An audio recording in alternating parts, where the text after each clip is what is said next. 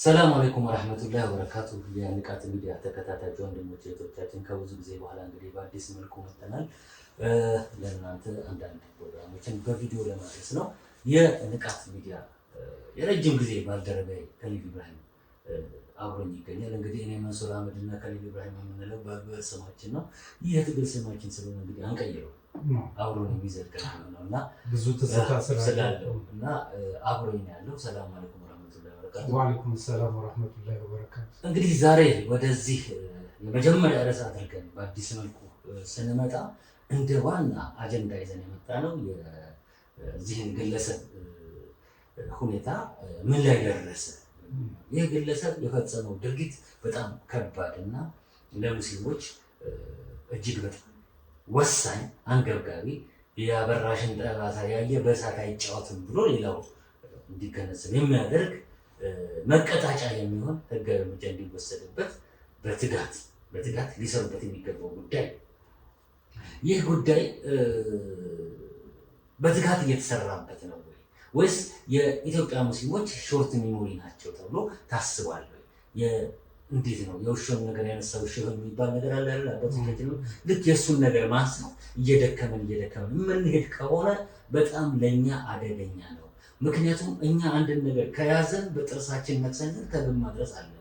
ይህ ወንጀለኛ ነው። በኢትዮጵያ ሙስሊሞች ላይ 100 ዓመት ቢደበቅ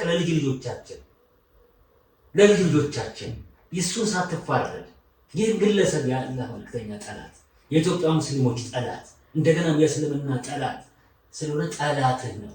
እሱም ሆነ እሱን የሚደግፉ የሚተባበሩ ጠላቶቼ ናቸውና እነዚህን ጠላት አድርገህ ያዝ ብለህ የምትነግረው ጠላት ማድረግ ብቻ አይደለም። በሚተነኩሱ ጊዜ ለፍርድ እንዲቆም ይህ ግለሰብ እነሱ ደብቀውታል። ለፍርድ እስካልቀረበ ድረስ ልጄ አድራህም ብለህ ኑዛዜ የምትናዘዝበት ጉዳይ ነው። ይህ አድው ነው። አንዳንዴ ስታስበው ይህ ሰው 400 ሺህ ብር ምናምን ተመደበለት ሲባል በጣም ያዘንኩት። በጣም ብዙ ድሃዎች ባሉበት ትጋ የሆነ ምንም ነገር የማይረባ እዚህ ገባ የማትለው ሰው ዋጋ አወጣ።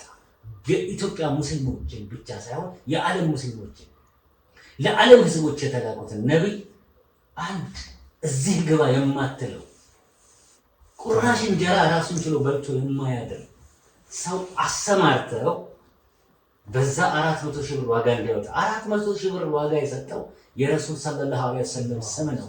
አንድ ብር የሚያወጣ ሰው አይደለም።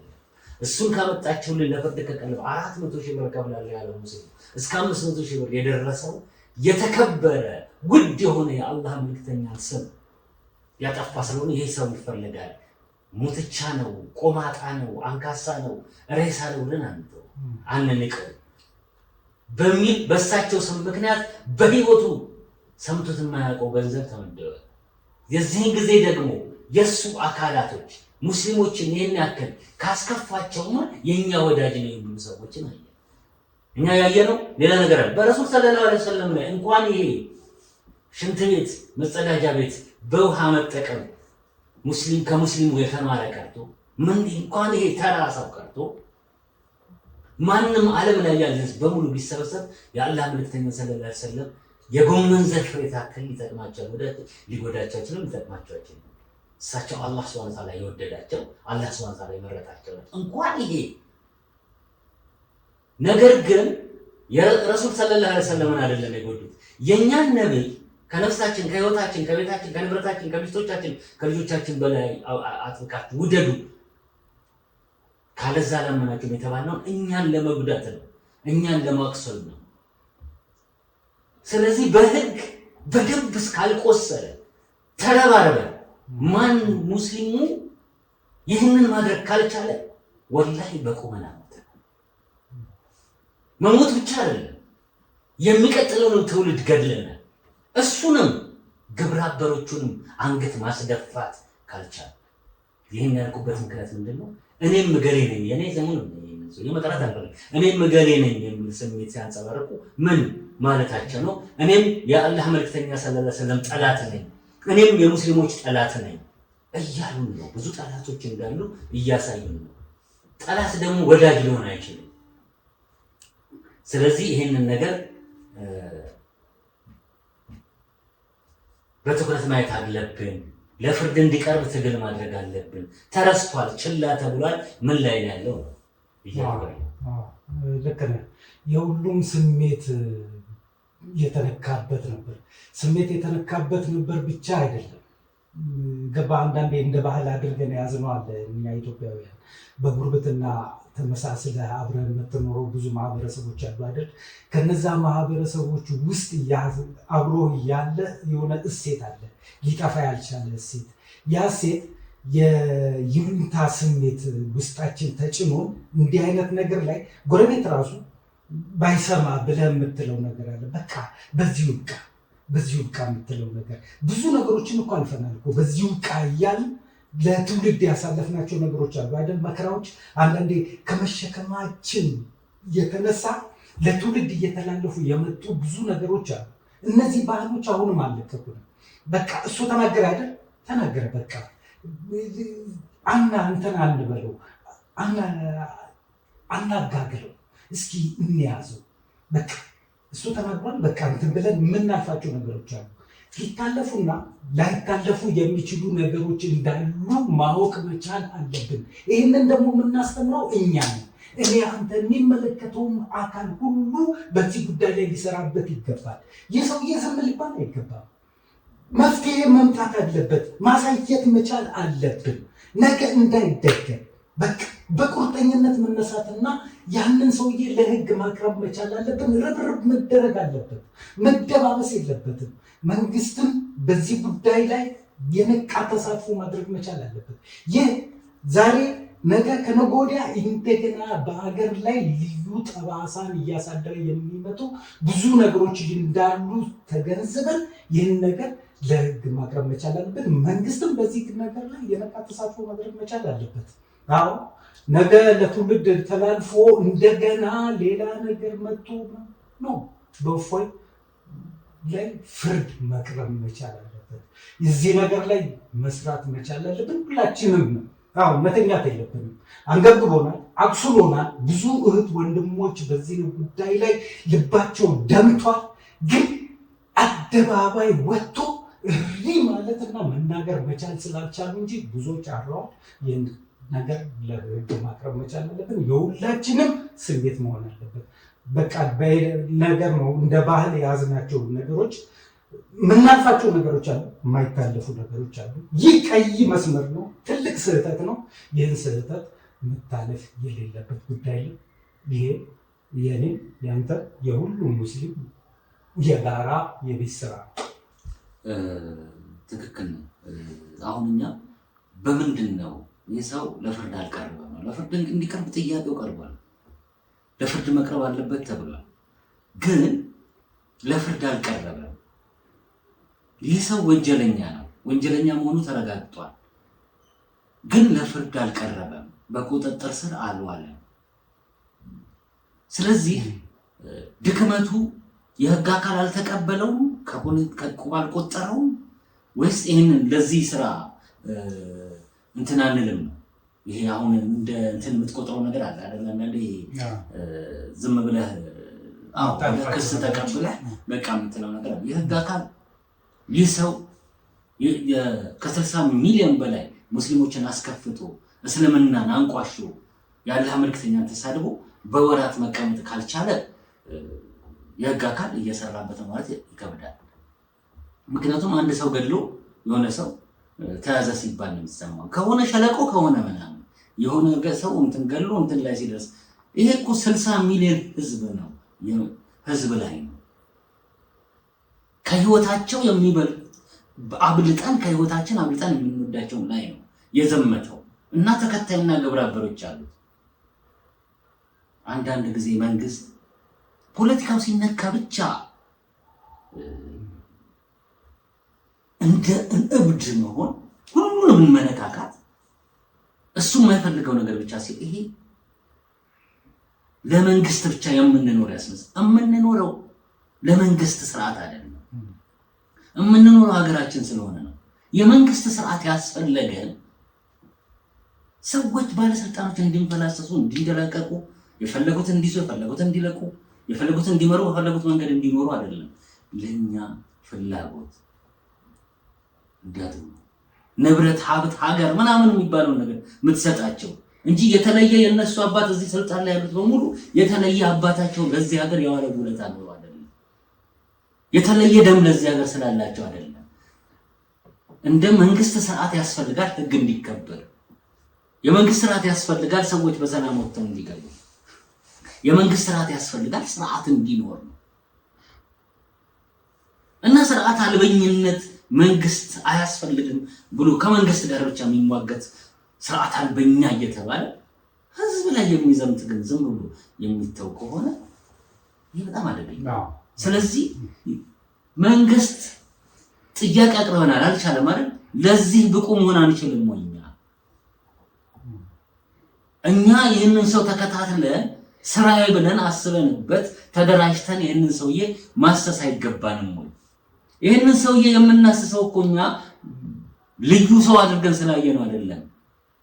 እኛን አይደለም የአላህ መልእክተኛ ሰለላሁ ዐለይሂ ወሰለም መንካትና እስልምና ላይ ችግር ለመፍጠር መሞከር፣ ሙስሊሞችን መተንኮስ፣ በሙስሊሞች ህልውናና ህይወት ላይ መምጣት መሆኑን ማሳወቅ አለብን። ይሄ ለኛም ለልጆቻችን፣ ለልጆቻችን፣ ለሚስቶቻችን፣ ለእናቶቻችን ሁሉ ጥለነው የምንሄደው ታሪክ ነው። ማንንም ሄደን እንድንደፍር፣ ማንንም ሄደን እንድንተነኩስ፣ በማንንም ላይ የበላይ እንድንሆን አይደለም። ግን የሃይማኖት መብት ብቻ አይደለም። ግለሰብ ወጣጤ ምናምን ተነስቶ ዝም ብሎ ስራ ፈት ቦዘኔ ሙስሊሞችን በሚዲያ ወጥቶ የሚሳደብና የሚተነኩስ ከሆነ ለመንግስት እናሳውቃለን ካልሆነ ግን አንጠልጥለን ይሄው አልቀበልም ካሉ ከዛ በኋላ ህዝቡ ይመክርበት። አንጠልጥለን ግን መስጠት ይገባል። ግን እኛ ዝም ብለን እንትን ብለን ትንሽ የሆነ ነገር አድርገን እንደተንቀሳቀሰን ቆጥረን መጅሊስ መግለጫ ወጣ ብለን ጋቢያችንን ወደ ነበርንበት ተጠቅለለን የምንተኛ ከሆነ ለአላህ መልእክተኛ ሰለላሁ ዐለይሂ ወሰለም መደፈር ምክንያት ነን። ለመሰደባቸው ምክንያት ነን። የአላህ መልእክተኛ ሰለላሁ ዐለይሂ ወሰለም አውቋቸው አይደለም። የእስልምና ታሪክ ገብቶት አይደለም። የሙስሊሞችን ቁመና አይቶ ነው ይህ ሰው የተንበጫበጭ። የኛ ቁመና እንዳንበጫበጨው፣ የኛ ቁመና እንዲዳፈሩ እንዳደረጋቸው፣ የኛ ቁመና መስመር እንዳስራታቸው መገንዘብ አለብን። የኛ ቁመና ምንድነው? በጣም ማክበር አለብን። ወዳጆቻችን ማወቅ አለብን። ሌሎች ሃይማኖቶች አይመለከተንም። እኛ ማህበራዊ ኑሮ ነው የምንኖረው። ማህበራዊ ኑሮን በስነ ስርዓት መኖር አለብን። ሌሎች ሃይማኖቶች ሰፉ፣ ጠበቡ፣ እንደፈለጉ ሰበኩ፣ አልሰበኩ እኛን የሚመለከት ጉዳይ አይደለም። ምክንያቱም አልታዘዝንበትም፣ አይመለከተንም። የትኛውም ሃይማኖት ቢስፋፋ እኛን የሚያስፈራን የሚያሰጋን ነገር አይደለም። ምክንያቱም እኛ ራሳችን ያለንበት ነገር ትክክል ነው፣ የያዝነው ዲን ትክክል ነው፣ ጀነት ያስገባናል ብለን እስካሰብን ድረስ ያንን መተግበር ብቻ እንጂ ስለሌላው የሚጨንቀን ነገር። ምክንያቱም እነሱ በሚሰሩት ነገር ላይ እኛ ተጠያቂ አይደለም፣ አይጨንቀንም። ነገር ግን ማስተማር እናስተምራለን፣ ባገኘነው አጋጣሚ በመልካም ግሳጼ፣ በስነ ምግባር። ከዛ ውጪ ማህበራዊ ኑሮን በደንብ አድርገን እንኖራለን፣ ተከባብረን እንኖራለን። አልፎ ግን ግለሰብም ይሁን ቡድንም ይሁን አልፎ በግል እየተጣራ ነብይ የሚሳደብ ከሆነ ነው። የትኛው ሙስሊም ነው ኢሳን የተሳደበ? የትኛው የሙስሊም አስተማሪ ነው ሲሙን አንጀርግጎ ማን? ሁሉንም ነብያቶች እኮ እስልምና ስለተቀበለ የሚሰድበው የለውም። እነሱ ይሄንን አይነት መሰል እንደዚህ አይነት መሰል ሰዎች ረሱል ሰለላሁ ዐለይሂ ወሰለም ነብዩ መሐመድን ስለካዱ በክደታቸው ልክ ነው የሚሰድባቸው። እኛ ግን እነዚህን ሰዎች ጅብሪልም ሁሉ እነሱ በአምልኮ የተቀበሏቸው፣ እኛ ግን በክብራቸው መላእክቱን በመላእክነቱ ነብዩን በነብይነቱ የተቀበልን እንሰድባቸው። በክብራቸው ደረጃቸው አለ። ስለዚህ እኛ በዚህ መልኩ ልንሰድብ የምንችልበት ምክንያት ስለሌለ ሰደቡ ነው የሚሉበት ምክንያት የለም።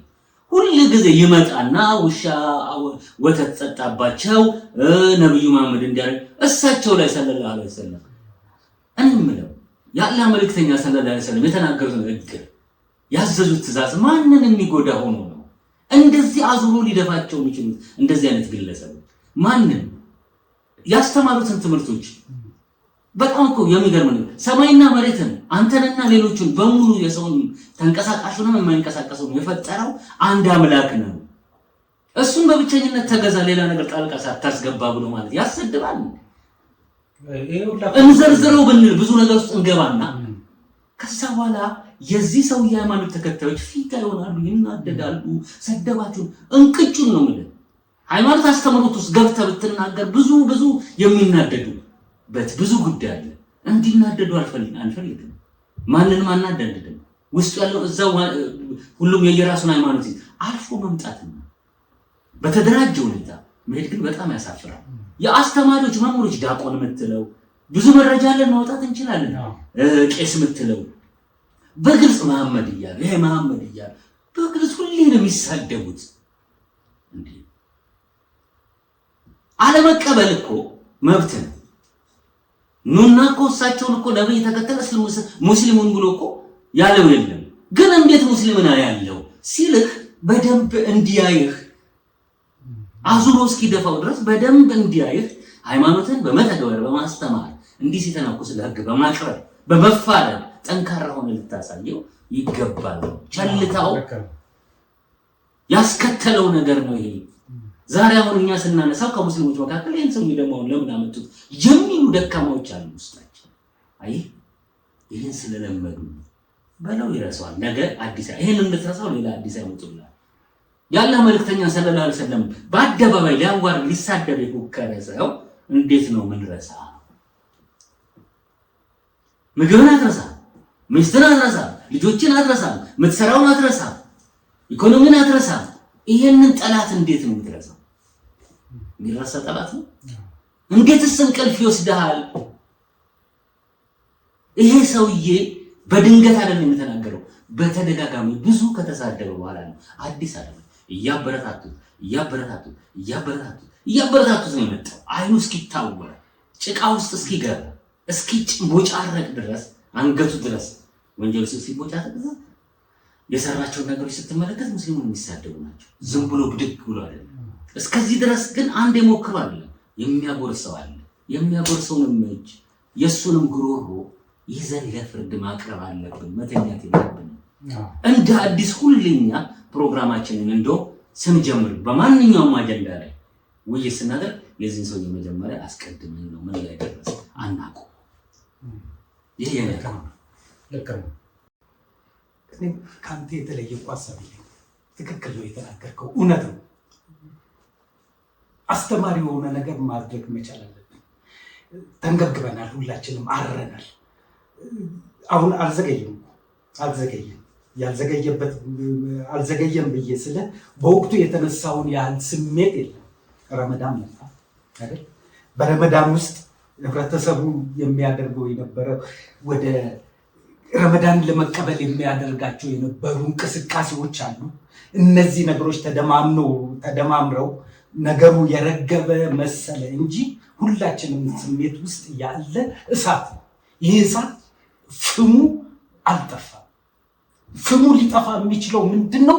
እዚህ ሰውዬ ላይ አንድ የሆነ ፍርድ እርምጃ መወሰድ ሲችልና በአይናችን ስናረጋገጥ ይህን ማድረግ የምንችለው።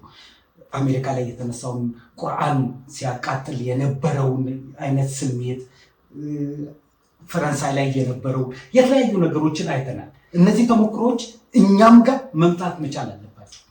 ይህ ሰውዬ እኮ ምናልባት ከሀገር ሊወጣ ይችል ይሆናል እኮ። የሚወጣበት ሀገር ላይ ሙስሊም የለም።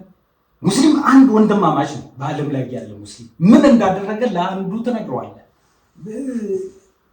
አበሻማይ ነው ትነግረዋለህ። ህግ ተላልፏል ይህ ሰው ታስተምራለህ። ይህ ሰውዬ ለፍርድ እንዲቀርብ በሄደበት ቦታ ተንጠልጥሎ እንዲመጣ ማድረግ መቻል አለበት። ይህንን ለማድረግ ደግሞ ከተቋም ጀምሮ ከመጅሊሱ ጀምሮ እስከ መንግስት ወርዶ ደግሞ እስከ ታቹ ማህበረሰብ ድረስ ንቅናቄ ማድረግ መቻል አለበት። ሊታለፍ የሚገባው ነገር አይደለም። የምታልፋቸው የምንሸከማቸው ብዙ ነገሮች አሉ። ተሸክመን ያለፍናቸው ብዙ ነገሮች አሉ። አሁን ግን የምንሸከምበት ታይም ላይ አይደለም ያለ። ይህንን አስተማሪ የሆነ ነገር ደግሞ መስራት መቻል አለብን። ለትውልድም ለልጆቻችን የምናስተላልፋቸው ጠንካራ የሆኑ ነገሮች መኖር መቻል አለባቸው። እዚህ ነገር ላይ አበክራ መስራት መቻል አለብን። ከተቋም ጀምሮ ብያለሁ፣ እስከ መንግስት እስከ ማህበረሰብ ድረስ ይህ የኔም አቋም ነው። ይህ ለፍርድ እስካልቀረበ ድረስ በየትኛውም ፕሮግራማችን ላይ የዚህን ሰውዬ ቅድሚያ እናቀርብና ወደ ሌላ ፕሮግራማችን እንሻገራለን። ይሄ አቋም ነው። እስኪ ህብረተሰቡም ደግሞ ሙስሊሙ ማህበረሰብ ምን አይነት ስሜት እንዳለውም ደግሞ በተለያዩ መልእክቶች እየላከልን እስኪ ደግሞ የጋራ ውይይት እናደርግበታለን። ምን አይነት መፍትሄና አጀንዳዎችን መቅረጽ መቻል አለብን የሚለውንም እስኪ በተሞክሮ እያየን ወደፊት እንቀጥላለን። ልክ ነህ። እኔ ብቻ አይደለሁም ሙስሊሙ በሙሉ ጥቃት አይወድም። ጥቃትን በጣም ተሸክመናል። ወላሂ እኛ ሙስሊሞች በጣም ስነ ምግባር አለን። አንዳንድ ግን ሰዎች አንዳንድ ግለሰቦች ሁሉንም አይወክሉም። አንዳንድ ግለሰቦች ማጆሪቲ አይደለም። አንዳንድ ግለሰቦች ግን ይሄ መሸከማችን ከሌላ ቦታ የመጣ ነው ሊያስመስሉ የሞከሩት ነው። የድሮ አጼዎች አስተሳሰብ ትክክል ነው እንዲሉ ብለው እንዲያስቡ ያደረጋቸው ይመስለኛል። የእስላም ሀገሩ መካ የአሞራ ቤቱ ዋርካ። እኔ ሙስሊሙ ጫንቃው ሰፊ ነው፣ ብዙ ነገር ነው የተሸከመው። እየተቀባበለ ነው ከአያት እስከ ቅድመ አያት እየተቀባበለ አያቱ የደከመውን ትከሻ ለልጁ ለልጅ እያለ እኛ ጋር ደርሷል እና በጣም ደከመ። የሙስሊሙ ትከሻ ደግሞ ብረት አይደለም፣ በቃ ይደክመዋል። ማረፍ የሚፈልግበት ታይም አለ። ካወረደ ከዛ በኋላ ያወጣ። ይሄ ሁሉ ማንም ኢትዮጵያ ውስጥ ማለት ነው በሙስሊሙና በክርስቲያኑ መካከል ሰላም እንዲሰፍን ከሙስሊሙ ትዕግስት ውጪ ሌላ ማንም አስተዋጽኦ ያደረገ የለም። ይምጣና ይናገር አስተዋጽኦ። የትኛው አካል ነው ሙስሊሞች ሲበደሉ ተው ብሎ የሚያውቅ? የትኛው አካል ነው ከሙስሊሞች ጎን ቆሞ ሀቅ አላቸው ብሎ የሚያውቀው? ከማስመሰል ውጪ የኢትዮጵያ ሙስሊሞችና የኢትዮጵያ ክርስቲያኖች አሁን እንዲህ ነን እያለ ኮፍያ አድርጎ ጥምጣም አድርጎና ተቃቅፎ የሚሄደው ፎቶ ማስመሰል የአገር ኢትዮጵያ ባህልሽ ነው። ኖ ይሄ ገበጣ ነው። የእውነት ግን ምድር ላይ ሪያሊቲ ስንመለከተው ማለት ነው የእውነት ሪያሊቲው ላይ እውነት ነው። ማን ነው አስተዋጽኦ ያደረገው ካል ሙስሊሙ ትከሻው ሰፊ በመሆኑ በሌሎች በማስተናገድ ነው በመቻል እየረሳው ባይሆንም ልክ ሾርት ሚሞሪ መስሎ የትናንቱን ዛሬ እያለፈ ነገ ሌላ ሊሆን ይችላል። በግልጽ እኮ ነው መስጂድ ቦታ ስትጠይቅ ሳውዲ አረቢያ ላይ መስጂድ ከተሰራ የሚሉ ሰዎች የተፈጠሩት እንዲህ አይነት እንደም ያሉ ጭልጥ ያሉ አይነት ሰዎች የተፈጠሩት እኮ የሙስሊሙ ትከሻ በመስፋቱ አገሩ ሙሉ እስከሚጠራጠሩ አረብ ነህ እኮ ሊሉት ነው። እዚህ ደረጃ እኮ ነው የደረሰው አይደለም እና እውነቴን ነው። አንዳንዴ አንድ ነገር ልንገር። የቀበሌ ቤት ውስጥ ነውና በንጉሱ ዘመን ደርግ ሲመጣ መሬት ለራሹ ትርፍ ለቤት ለሌለው ምናምን አልሰጠም እና ሌሎቹን የምትፈልጉትን ምረጡ ብሎ ነው ደግሞ ያውን በምርጥ ሁኔታ ዝም ብሎ እየዛቀ እንኳን አልወሰደም። በዛም ላይ አበል እየከፈለ ከኪሱ ደርግ አይደል የመረጡትን ወስደው ትልቁን ቤት ወስደው እንደገና ያበል ይበሉ ነበር። በጠቅላላ አሁን ፎቅ የተሰራባቸው ቤቶች፣ ትልልቅ ግቢዎች፣ ትልልቅ ህንፃ የተገነባባቸው ልጆቻቸው አሜሪካ ሆኖ ምናምን ማን ናቸው? የፊውዳል ልጆች አይደሉም። በፊት ያጼው ልጆች ያጼው ቤተሰቦች ምናምን ይሄ በለነሱ ሲያገለግሉ የነበሩ የነሱ ባለሟሎች ምናምን ልጆች አይደሉም እንዴ? የህዝቡ ቤት ሳይኖረው በጭቃ ቤት ላይ አሁን ሁሌም አሁን ራሱ የሚፈርስብህ ወደዛ የምትጣለው ወይም የሆነ ነገር ቦታ የምትሄደው ምናምን አንተ እኮ እንደ ቁጫጭ ነው የምትታየው። የእነሱ ቤት ይነካል እንዴ? ድሮም እንደተከበሩ ነው፣ ዛሬም እንደተከበሩ ነው፣ በህዋትም እንደተከበሩ። አሁንም የሚነካቸው የለም። ስራ ስትለው በደህና ጊዜ አሜሪካ ልጁን ልኳል፣ ፎቅ ይሰራል፣ ቤቱ የግል ነው። አጥር አይናቸው እስኪሰለቻቸው ነበር አጥር የሚያጥሩ አይደል? ትልልቅ እንትን ውስጥ ነው የሚኖሩት እና በዛን ሰዓት ትንንሽ የጭቃ ቤት አካባቢ ነው የሚኖሩት። መሬቱን ለመያዝ መሬት መያዝ ይወዱልህ። መሬቱን ለመያዝ ያዙት ቤት ነው ደርግ የወሰደው። ከዛ በኋላ አባቴ ደግሞ በረመረ ስታየው በቃ የቴክሳስ ኮፍያ ምናምን ያደርጋል፣ ኮት ነው ካቦርት ነው የሚለብሰው እና ምንም አያስታውቅ፣ ግን ጺም አለ። በዚህ በኩል ጺም የለውም፣ ይሄ ነው ጺም።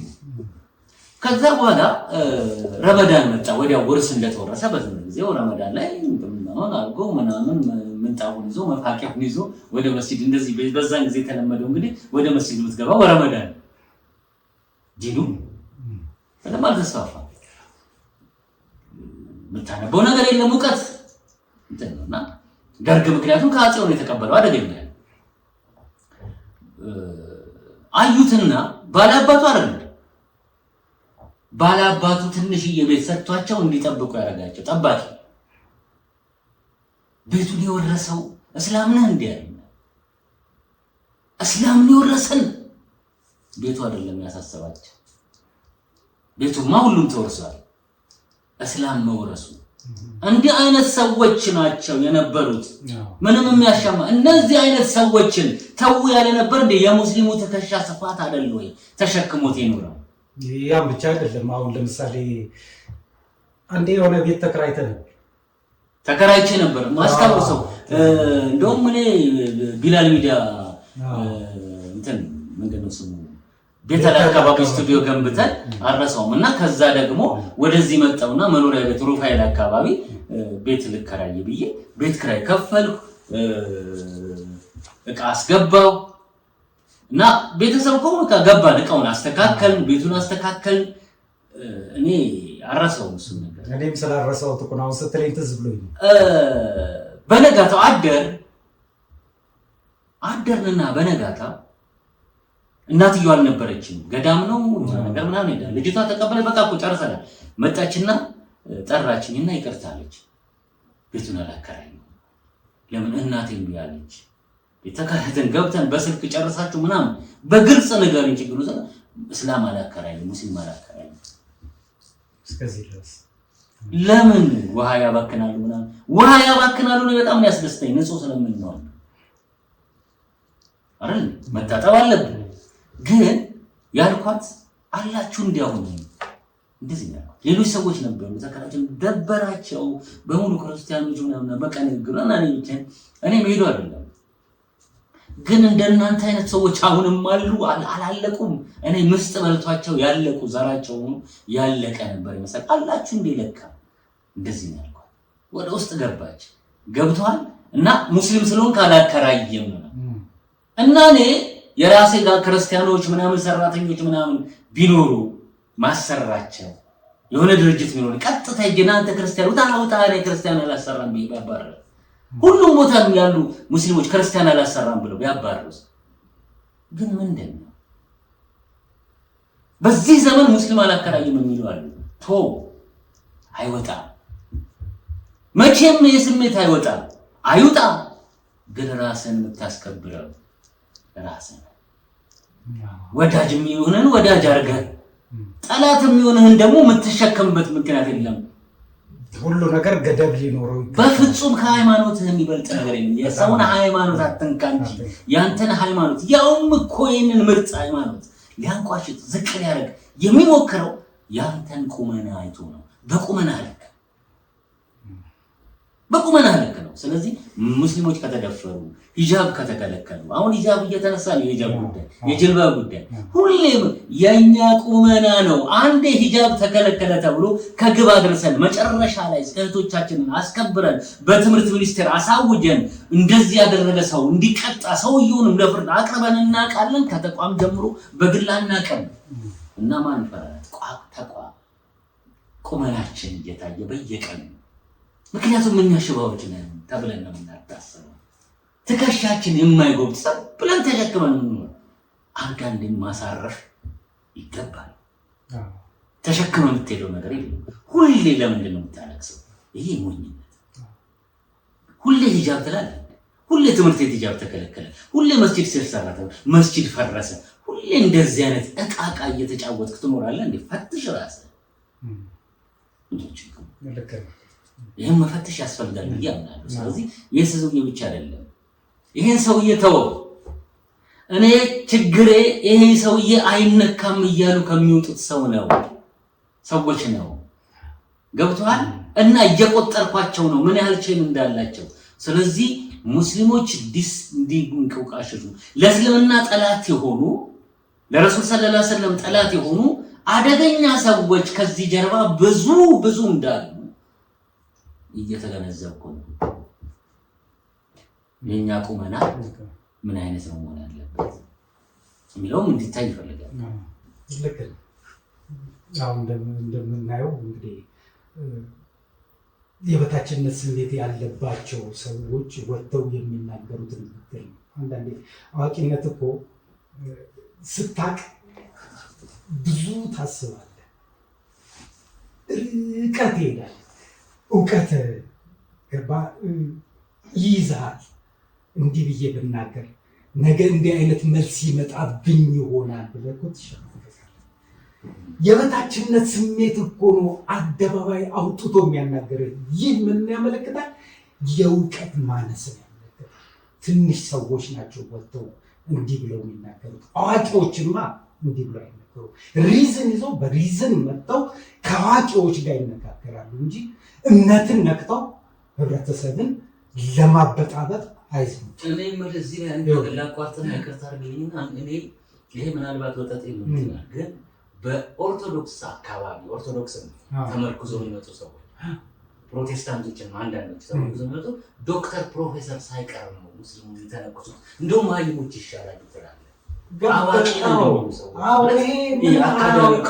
አዋቂዎች አይደሉም፣ የበታችነት ስሜት ያለባቸው ሰዎች ናቸው የሚወጡት። በቃ የበታችነት ስሜት ሁል ጊዜ እኛ ብቻንን የሚሉ ግለሰቦች ናቸው። በቃ የሆነ አስተሳሰባቸው የተገደበ ነው። የፈለገ ፕሮፌሰር ይሁን ዶክተር ይሁን ኢንጂነር ይሁን አስተሳሰቡ ግን የተገደበ ነው። በሆነ እንትን ውስጥ ማዕቀፍ ውስጥ ያለ ነው። ከዛ ውጭ የሚታየው ነገር የለም። ይህ ደግሞ ምንም ፈጥሮበታል መሰለህ? የበታችነት ስሜት። የበታችነት ስሜት ነው አደባባይ ወጥተህ እንድትናገር የሚያደርግ። ስለዚህ አላዋቂነትን ነው። ምንድን ነው እኛ ማድረግ ያለብን? ትናንት ከነበረው ስህተታችን መማር መቻል አለብን። ከትናንት ከተማር ነገ ደግሞ ለትውልድ ምን እናስተላልፋለን የሚለው ነው ለኛ ትልቅ የቤት ስራ መሆን መቻል አለበት። ግልጽ እንዲሆን ማለት ምንድነው ስህተታችን? ለምሳሌ ተሸክመናቸው ያለፍናቸው ብዙ ነገሮች አሉ። ከነዚህ ስሜቶች መውጣት መቻል አለብን። አንዳንዴ ከጎረቤት ጋር ላለመጣላት ብለን የምታደርጋቸው አሁን እንደዚህ አይነት ነገር ስትል አሁን መሸከም የለብንም ስትል ልክ ለግጭት ጥሪ እያደረግክ ነው። አይደለም፣ ያን አይደለም ብዬ የምልህ ያንን ሳይሆን ከነበረን በቃ ስትለካ በቃ እስቲ ለፈው ልክ ፎይድ ጋር እንደመጣዋል። በግል ከሆነ መክሰስ፣ ተቋም ከሆነ ነካ ለፍርድ መቃወም። ስለዚህ ጠያቂ የሆነ ትውልድ እንዲፈጠር ማድረግ መቻል አለብን። የምናልፋቸው ነገሮች መኖር መቻል የለባቸው። እዚህ ነገር ላይ ጠንክረን አበክረን የምንሰራ ከሆነ ትውልዱን እየቀረጽ ነው እያስተማር ነው እንመጣለን። አለበለዚያ እኮ ያው ነው ሮሮ ነው። እነሱም አያርፉም፣ ይወጣሉ። እንዲያርፉና እንዲቀመጡ ማንነታቸውን መንገር መቻል አለብን። እንዲገነዘቡ ማድረግ አለብን። ይህ የጋራ የሁላችንም ኃላፊነት መሆን አለበት ብዬ እገምታለሁ። አዎ አድማጭ ተመልካቾቻችን እንግዲህ የኢትዮጵያ ሙስሊሞች በጣም ትዕግስተኞች ነን። ነገር ግን የኢትዮጵያ ክርስቲያኖች ኦርቶዶክስና ፕሮቴስታንት ሁሉም 90% ለኢትዮጵያ ሙስሊሞች ጥላቻ ያላቸው ወይም ደግሞ የኢትዮጵያ ሙስሊሞች ጠላቶች ናቸው ብለን አንወስድም። ምክንያቱም በርካታ አብረው የሚኖሩ ጓደኞቻችን ወንድሞቻችን በርካታ ሰዎች አሉ ሀቅን የሚፈርዱ። ነገር ግን እነዚህ ተውጠዋል። ብዙ ጊዜ በጣም እኩይ በሆኑ ግለሰቦች ስነ ምግባር ያላቸው ግለሰቦች ይዋጣል። ምክንያቱም ስነ ምግባር ያለባቸው ሰዎች ጋጋታ፣ ግርግር አይወዱም። ሚዲያ ላይ ሁሉ ላታገኛቸው ትችላለህ። እየተከፈተ ያለው ሚዲያ ጦርነት ነው። በሚዲያ ጦርነት ላይ የሚዲያን ጦርነት በጣም በተረጋጋ ሁኔታ መመከት ግድ ነው። የሚዲያ ጦርነትን ወደ መሬት አውርዶ ደግሞ ለፍርድ እንዲቀርብ ማድረግ ደግሞ የሙስሊሙ ትልቅ ጉዳይ ነው። በዚሁም አጋጣሚ ደግሞ ክርስቲያን ወንድሞች እህቶቻችን፣ አባቶች፣ እናቶቻችን ሁላችሁ ማለት ነው በውስጣችሁ ያሉ እንደዚህ አይነት ለእኛ መኖር አብሮ መኖር እጅግ አደገኛ ነው። በኋላ ቁጭት ውስጥ የሚቀጡ ሀገራችንን ለአደጋ የሚዳርጉ ሰዎች እውነት ደግሞ ሀቅ ምን እንደሆነ የሚያውቀው ኢትዮጵያዊነት ያላቸው ሀቀኞች ምን እንላለን? ኢትዮጵያዊነት የተቀደሰች ሀገርነት እንላለን። የሌላውን ሃይማኖት እየጠላ ሌሎችን እያንቋሸሽ ካለን ሃይማኖት የለም እያልክ የተቀደሰ ምድር የለም። የሃይማኖት ነፃነት ግለሰብ፣ መንግስት፣ ቡድን የሆነ ሃይማኖት ሊሰጥ አይደለም። ይህ ፈጣሪ የሰጠን ጸጋ የፈለገ የማን የፈለገ ይካል ማንንም ማስገደድ አትችልም። ስለዚህ ሁሉም ጭፍራ እኔ ያለሁበት ልክ ነው የሚለው ብሏል አላህ። ስለዚህ ልክ ነው ባልክበት ነገር ነው ነው። ስለ ሃይማኖት መወያየት ከቻልክ እውቀት ፈልገና ልሸነፍ ነው ልዋረድ ነው ምናምን ብለህ ተንበርብረህ መጥተህ በመሳደብ ነገሮችን ለማድረስ ስለ ሃይማኖት የምትፈልግ ከሆነ ሃይማኖት የምታውቅ ከሆነ የሚቀጥለው ሀገር ካሳሰበ በውይይት ወቅት አትሳደብ። በስድብ የሚመጣው የሚገኝ ውይይት የለም። እውቀት የሚገኘው በመነጋገር በማንበብ በስነ ምግባር በመወያየት ነው። በመሳደብና አንደኛውን በማንቋሸሽ ከዛ ለመውጣትና ጥላቻን ለመቀባት ካልሆነ ሽንፈትን ለማረጋገጥ ካልሆነ ስቃይ አሸናፊ አድርጎ አያውቅም ስድብ። የአላህ መልክተኛ ሰለላሁ ዐለይሂ ወሰለም የተናገሯቸው አለ ቁርአን አለ የእስልምና ተግባባሮችን ይዘህ እስኪ ችግርና እንከን አውጣባቸው።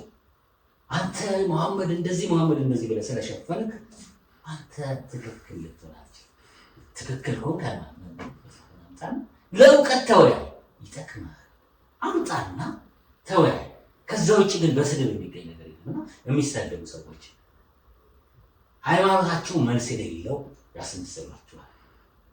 አዋቂዎችን ደብቃችሁ አዋቂዎች ከሌሉና የሚሳደቡ ሰዎች ከወጡ ሃይማኖቱና ሃይማኖተኛው መልስ ያጣ ይመስላል።